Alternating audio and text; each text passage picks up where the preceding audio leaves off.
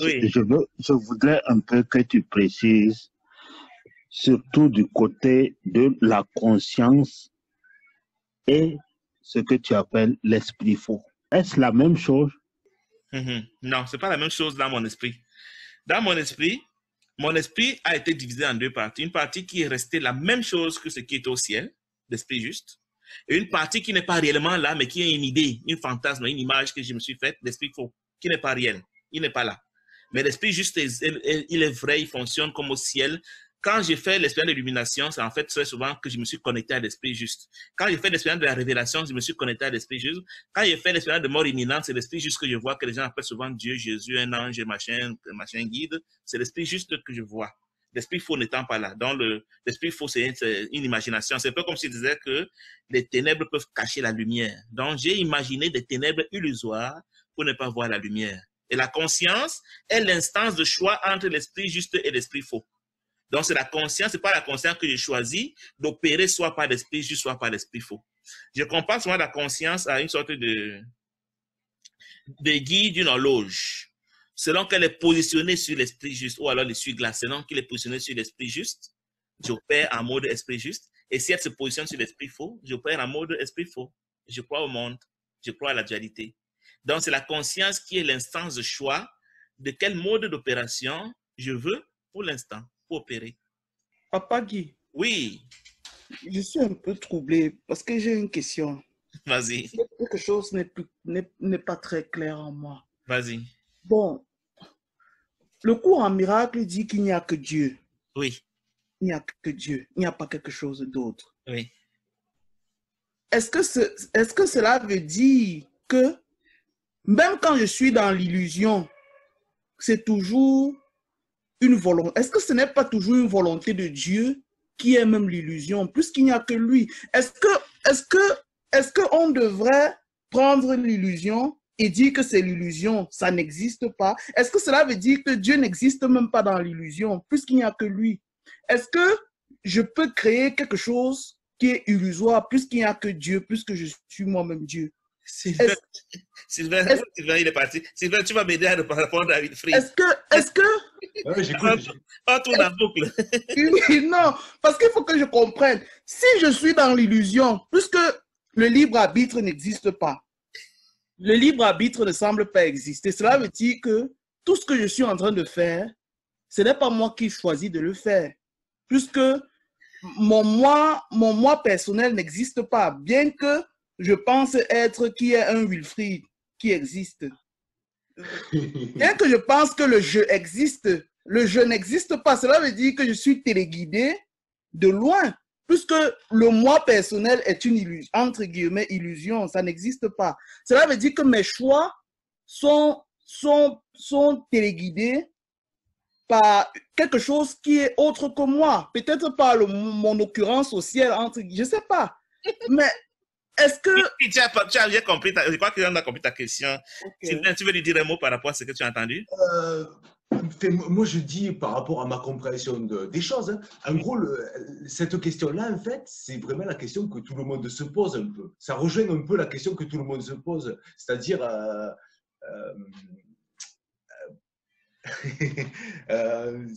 est-ce que ce monde a été voulu?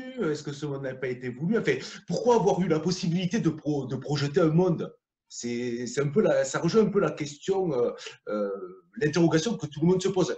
Le Fils de Dieu, s'il est si parfait que ça, s'il est tout amour, etc., pourquoi lui est venue l'idée de la folle idée? En gros, c'est un peu ça que tout le monde se pose comme question. Et la seule réponse valable, c'est que ce monde n'existe pas. C'est la seule réponse la plus absolue. C'est-à-dire que le monde dans lequel on est, il n'a pas été créé. Il n'existe pas. C'est la seule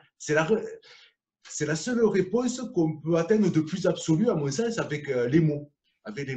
Je ne trouve rien à rajouter à ce que tu dis, Sylvain. C'est donner maintenant une image en appui à ce que tu as dit. Oui. Pour comprendre le cours en miracle, l'étudiant doit toujours se représenter qu'il est couché dans son lit et qu'il est en train de rêver un monde. C'est la clé pour comprendre le cours en miracle. Donc, tout ce que tu perçois n'est perçu que dans le cadre de ton rêve. Et le rêve disparaît quand tu vas te réveiller. Donc, quand j'écoute Wilfried, il dit, je suis dans le monde, je ne suis pas dans le monde, Dieu est dans le monde. Il est en train de croire que le rêve est réel. Comme tu dis, Sylvain, si tu n'as pas réalisé que le rêve n'est pas réel et que le monde n'a jamais été, tu ne pourras pas comprendre le cours en miracle, tu seras dans le babillage. Donc, quand tu lis le cours en miracle, figure-toi sur la situation dans laquelle tu es seul dans ton lit et tout ce que tu perçois est projeté dans le rêve. C'est la dualité. Tout ce qui est dualiste, tout ce qui a une forme, tout ce qui a un symbole est impossible si ce n'est dans un rêve que tu es en train de faire. Et je finis en disant, le cours dit, le Fils de Dieu peut rêver, mais il ne peut pas mourir. N'allons pas reprocher à Dieu d'avoir permis à son Fils d'avoir l'attribut rêve, de dormir, pardon. Mais le rêve, c'est autre chose.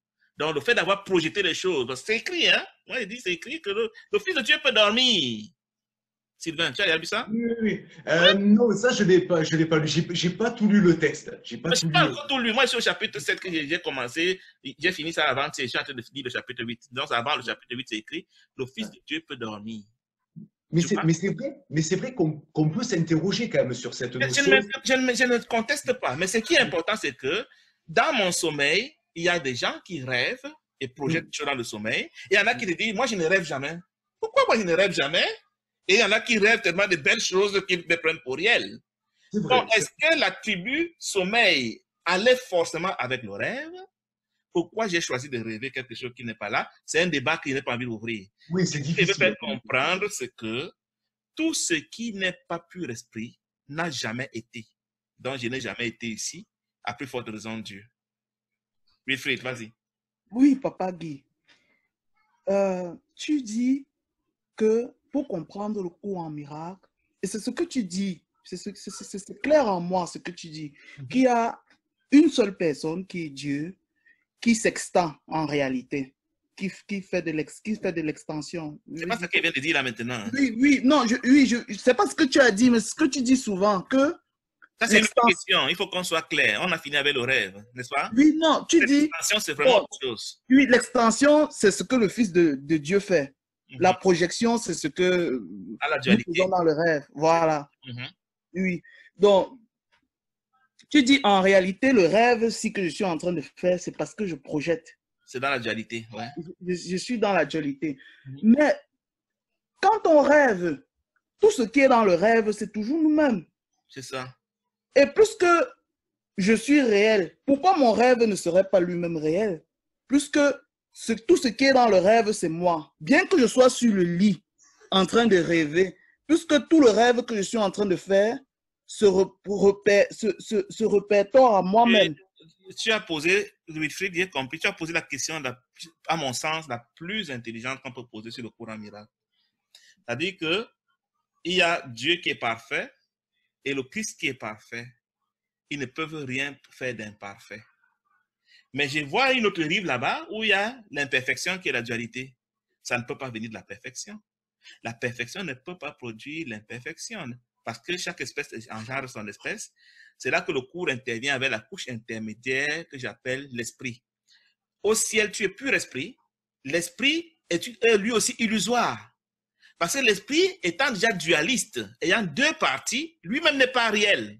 Donc, le rêveur n'est pas réel. C'est très important à comprendre dans le cours en miracle, même si tu parles. Et c'est là le défi que Sylvain et moi, on débattait, on posait en privé. D'où vient donc l'esprit?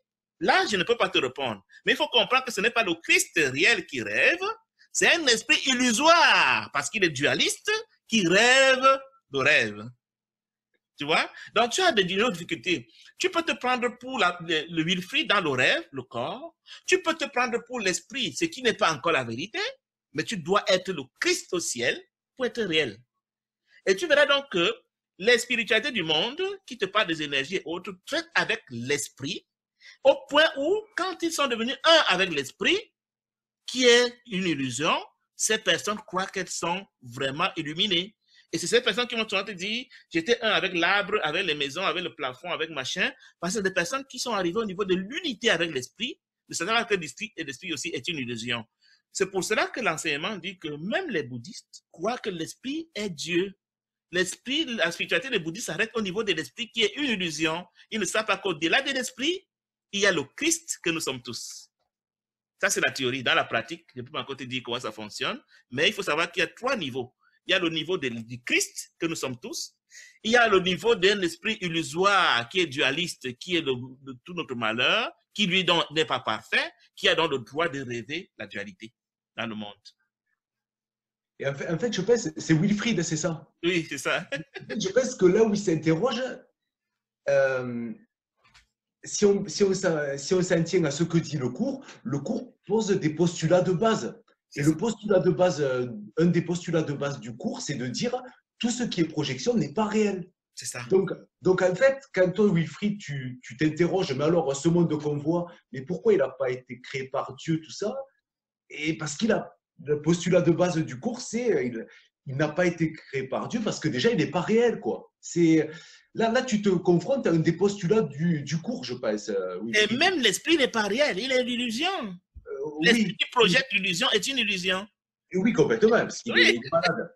Il faut le prendre comme un postulat. Si tu veux philosopher là-dessus, tu vas te casser la tête, Wilfried. Ouais, mais c'est vrai que c'est des questions qu'on se pose quand même. Mais c'est la plus pertinente qu'on peut se poser, et c'est la seule question, à mon humble avis, sur laquelle moi, personnellement, je n'ai pas de réponse dans nos cours. J'ai beaucoup de réponses, mais la plupart des gens n'ont pas de réponse à cette question. Il y a des pistes intéressantes et même marrantes. En fait, j'ai lu quelque part, les questions n'existent que dans le rêve. C'est ça. C'est drôle, quoi. Ça veut dire que... Bon, mais bon, c'est dans le matin, c'est... Parce que dans le rêve, on ne connaît pas, on est dans la perception. Dans la connaissance, il n'y a pas de questions. Donc, si on pose des questions, c'est qu'on est dans le rêve. Voilà, les questions n'existent que dans le rêve.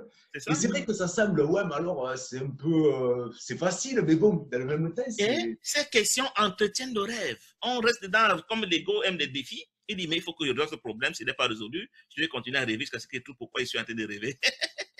Bon rêve. Ouais.